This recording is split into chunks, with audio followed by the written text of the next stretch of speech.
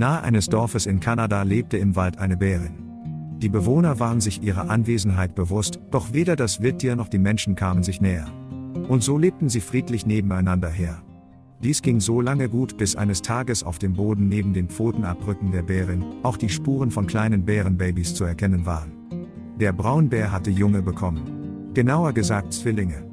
Das Problem war nicht, dass die Menschen plötzlich Angst hatten, weil es nun anstatt einer Bären 3 waren. Doch einige Menschen dachten, es wäre eine tolle Idee, die Jungtiere einzufangen und in einen Zoo zu bringen. Wann hatte man schon die Gelegenheit, so kleine Bärenbabys einzufangen und an einen Zoo zu verkaufen?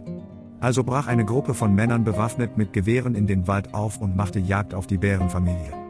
Jeder weiß, wie eine Bärenmutter reagieren würde, wenn man ihr einfach ihre Jungen wegnimmt. Selbstverständlich würde sie diese bis aufs Äußerste verteidigen. Dies war den Jägern durchaus bewusst und so verfolgten sie den perfiden Plan, die Bären aufzuspüren, das Muttertier zu erschießen und die Jungen einzufangen. Leider gelang es den Männern ziemlich schnell, die kleine Familie ausfindig zu machen, und aus sicherer Entfernung schossen sie auf das Muttertier. Sie schafften es außerdem, die Jungen einzufangen und gingen davon aus, dass die Bärin, die sich verletzt in den Wald schleppte, dort sterben würde. Doch die Männer hatten sich getäuscht. Tatsächlich lief das Tier zu einem abgelegenen Haus, wo sie Schutz suchte. In diesem Haus wohnte eine alte Frau, die abseits vom Dorf alleine lebte und von den Bewohnern als seltsam und etwas verrückt abgestempelt wurde.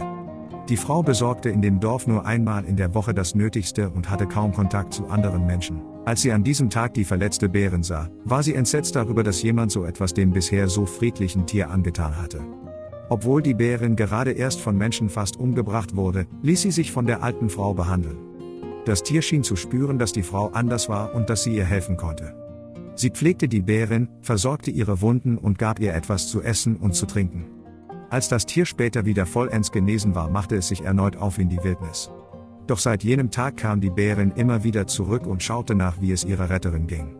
Die Frau hatte meistens auch Leckereien für das Wildtier dabei, mal ein Stück Brot oder an manchen Tagen sogar etwas Fleisch. Einige Jahre nachdem die Jungen von der Bärin weggenommen und in einen Zoo gebracht wurden, erhielt eine Frau von ihrem Arzt eine folgenschwere Nachricht. Während die meisten Frauen bei solch einer Nachricht ihr Glück kaum fassen können, war es für diese Frau eine der schlimmsten Nachrichten ihres Lebens. Eine Bewohnerin des Dorfes arbeitete in der benachbarten Kleinstadt als Prostituierte und war nun schwanger. Sie war geschockt, als sie es erfuhr. Denn weder wollte sie ein Kind, noch wusste sie, wer der Vater war.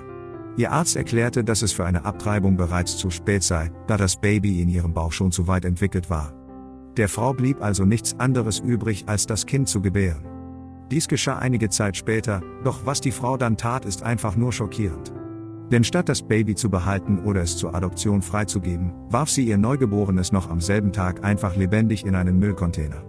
In der darauf folgenden Nacht war die Bärin nahe der Siedlung unterwegs und suchte unter menschlichem Müll nach Nahrung. Schließlich stieß sie auf das kleine Baby, das hilflos und alleine unter all dem Müll lag und zu verhungern und zu erfrieren drohte. Nach ihrem mütterlichen Instinkt nahm sie das Baby vorsichtig an der Windel ins Maul und trug es in den Wald. Doch nicht irgendwohin. Die Bärin hatte ein ganz bestimmtes Ziel. Die alte Frau, die ihr damals das Leben gerettet hatte. Sie wusste, dass diese sich um das Neugeborene kümmern würde. Als der Braunbär bei dem Haus der Dame ankam, war es bereits spät und die Frau schlief. Doch sie wurde von lauten Geräuschen von draußen geweckt. Die Bärin kratzte an der Holztür des Hauses. Zuerst hatte die Frau Angst, es könnte sich um Einbrecher handeln, und umso erleichterter war sie, als sie durch das Fenster schaute und ihre Bärenfreundin erkannte.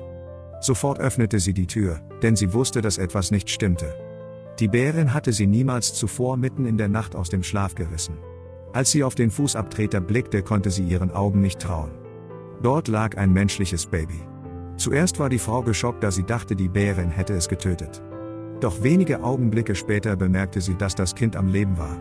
Sie nahm das ausgekühlte Baby sofort in die Arme, brachte es ins Haus und wickelte es in eine Decke ein.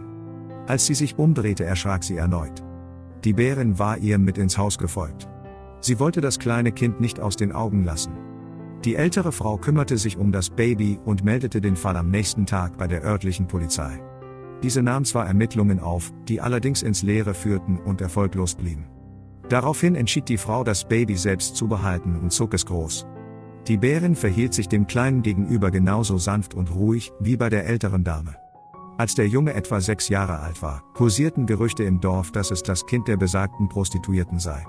Als diese von dem Baby und seiner Geschichte erfuhr, wollte sie ihr Kind unbedingt sehen. Sie bedauerte zutiefst, was sie damals getan hatte und bereute es sehr. Doch die ältere Frau verbot ihr zunächst den Kontakt. Erst einige Zeit später, als die Mutter bei strömendem Regen fast den ganzen Tag vor dem Haus der alten Dame ausharrte, ließ die Frau die ehemalige Prostituierte herein. Nach einiger Zeit bat die Mutter des Kindes die alte Dame und ihren Sohn um Vergebung. Es dauerte seine Zeit, doch schließlich nahm die Dame die Entschuldigung an. Denn sie dachte, wenn selbst eine Bärin einem Menschenbaby das Leben retten kann, obwohl sie ihre Jungen wegnahmen und sie selbst fast töteten, konnte sie auch dieser Frau vergeben, die große Reue zeigte. Auch ihr Sohn vergab ihr einige Zeit später ihre Tat. Die Bärin brachte später erneut Nachwuchs zur Welt. Diesmal wurden ihr die Jungen jedoch nicht weggenommen und sie konnte sie glücklich großziehen. Wenn dich diese Geschichte genauso berührt hat wie uns, solltest du dir dieses Video ansehen. Taucher retten einen gefangenen Wal. Was dann geschah, wirst du nicht glauben. Klicke hier, um die ganze Geschichte zu erfahren.